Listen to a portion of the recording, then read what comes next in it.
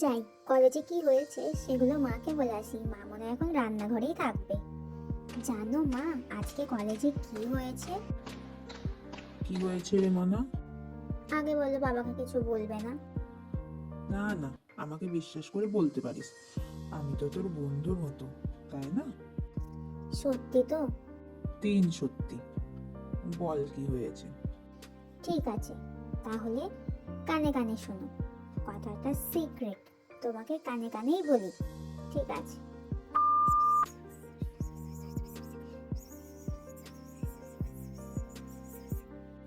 কই গো শুনছো? তোমার মেয়ের কথা শোনো, কি বলছে দেখো সে আমাকে।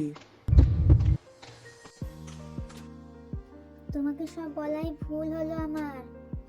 তোমাকে বন্ধু ভেবে সব কথা বলার সময় ভুলে যাই তুমি বাবার বেস্ট ফ্রেন্ড।